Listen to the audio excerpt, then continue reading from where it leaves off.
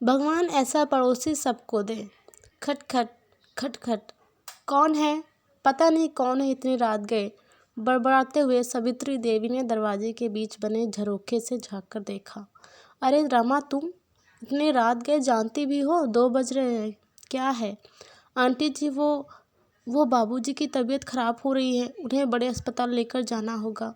Aunty जी, uncle जी से कहिए ना, वो अपनी गाड़ी से उन्हें।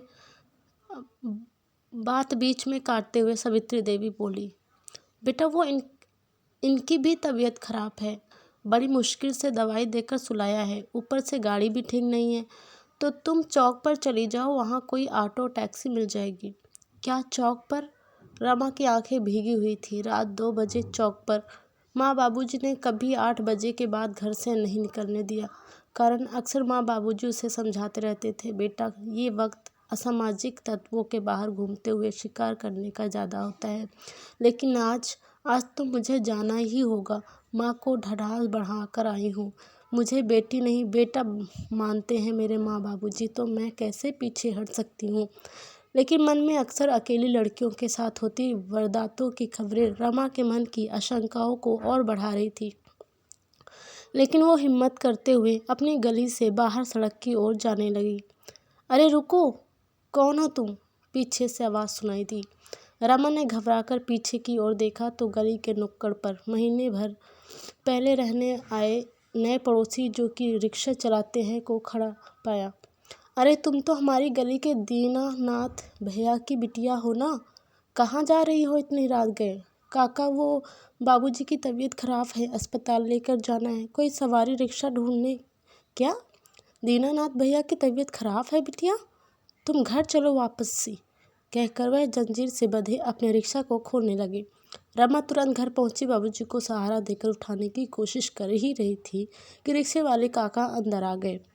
आओ दीनानाथ भैया, सहारा देते हुए दीनानाथ जी को पकड़ते हुए रिक्शे वाले ने कहा। अरे बिटिया, भाभी जी कुछ नहीं है, सब ठीक है, अभी डॉक्टर के पास पहुंच जाएंगे।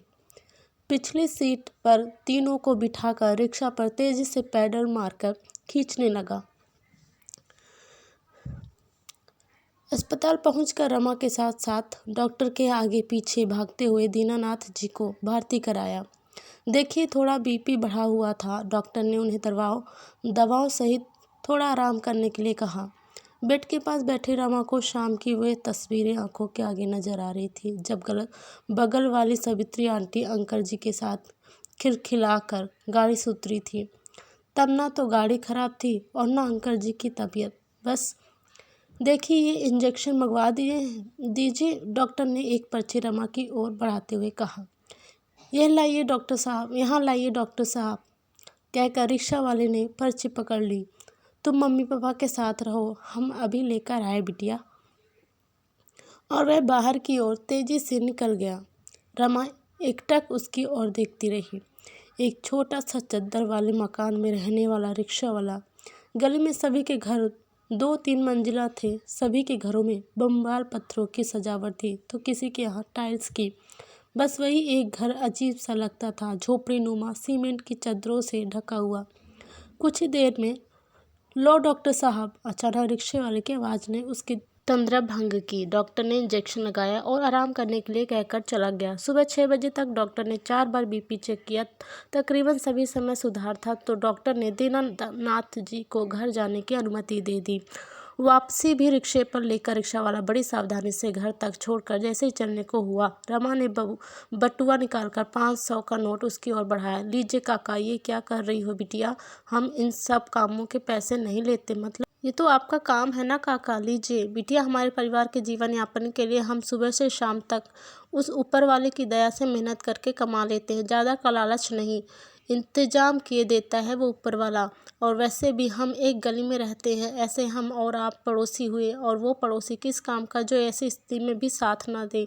कहकर रमा के सिर पर हाथ रखकर वो चलने लगे। रमा भीगी हुई आंखें पोंछते हुए ऊपर वाले की ओर देखकर बोली, आप जैसे भगवान रूपी पड़ोसी ईश्वर हर घर के पास रहे। दोस्तों, आपको कहानी कैसी लगी कमेंट करके ज़रूर बताइएगा। पसंद आए तो लाइक शेयर और सब्सक्राइब कर दीजिएगा। वीडियो को पूरा देखने सुनने के लिए आपको बहुत बहुत धन्यवाद।